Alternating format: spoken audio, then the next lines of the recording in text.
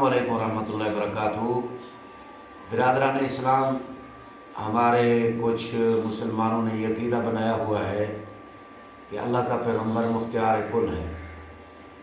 ये अक़ीदा, कोई भी अक़ीदा बनाएं उसको आप कुरान और हदीस की रोशनी में हवाला पेश करें। पूरा कुरान और नबी का फरमान कहीं इजाज़त नहीं देता कि किसी को मुख्तियार कुल कहा जाए। मुख्तियार कुल अल्लाह के पैगम्बर नहीं, अल्लाह खुद है, अल्लाह ताला की ज़ात खुद है। अगर अल्लाह के पैगम्बर मुख्तियार कुल होते तो आप इस आयत पर गौर फरमाएँ। सूरत कस्स की आयत नंबर 56 अल्लाह फरमा रहे हैं, इन्ना का ला तहदी मन अहबब्ता वलाकिन अल्लाह यहदी मन यशा। ये आयत मुबारका जो हमारे पैगम्बर के चचा के बारे में, हज़रत अबू तालिब के बारे में, जब अल्लाह के पैगम्बर ने फरमाया मेरे कान में कलमा पढ़ लो, क़यामत के दिन मैं आपकी गवाही दूंगा, अल्लाह आप पर राज़ी हो जाएगा, तो उस वक्त उन्होंने कलमा ना पढ़ा। बहरहाल इसमें इख्तलाफ है, ज़्यादातर यही बात है जो ये आयत उनके बारे में नाज़िल हुई है। लेकिन अल्लाह के पैगम्बर बहुत परेशान हुए कि मेरा चचा मेरी खिदमत भी बड़ी की, मेरा दिल भी चाहता है ये मुसलमान हो जाए, लेकिन वो ना हुए।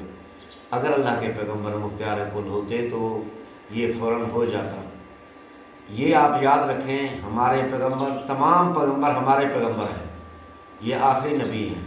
सब पैगम्बर की ख्वाहिश थी कि कोई बंदा काफिर ना रहे। लेकिन आप अंदाज़ा लगाएं कि अक्सर उम्मत हज़रत नूह अलैहिस्सलाम की उम्मत पर गौर फरमाएं, जिन्होंने 950 साल तबलीग फरमाई, फ़कत 80 बंदे कमोबेश मुसलमान हुए।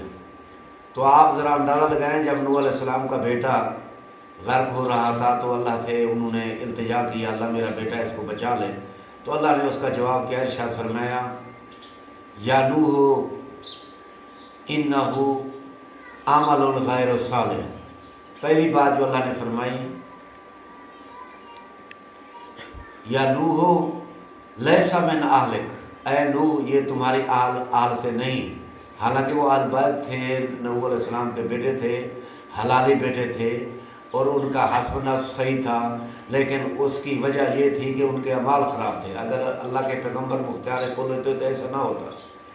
तो अल्लाह के पैगम्बर क़यामत के दिन भी ऐसा नहीं, अगर मुख्तियार कुल है तो फिर शफात कैसे? फिर भी अल्लाह के हुक्म से सजदा रेज़ होंगे। अल्लाह ताला जब हुक्म फरमाएंगे सर मुबारक उठाओ तो उठाएंगे, फिर भी सब के हक़ में शफात कबूल नहीं होगी। जिनके दिल में ईमान होगा, जिन्होंने शिरक नहीं किया होगा, उनके हक़ में कबूल होगी।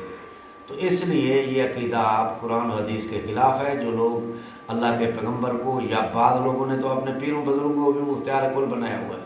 ये अल्लाह की सिफ़त है, अल्लाह की ज़ात और सिफ़ात में किसी को शरीक करना शिर्क कहलाता है। इन्नल्लाह अला कुल्लि शैइन क़दीर, अल्लाह सब चीज़ पर कादिर है। इसलिए अपने अक़ीदे की इस्लाह करें। ये अल्लाह के नबी से मोहब्बत नहीं। काश अगर अल्लाह के नबी के सामने आप ऐसी बातें कहते तो आपको फ़ौरन डांट देते, फ़ौरन रोक देते, क्योंकि अल्लाह के पैगम्बर सल्लल्लाहु अलैहि वसल्लम ने ऐसी बातों को पसंद नहीं फरमाया।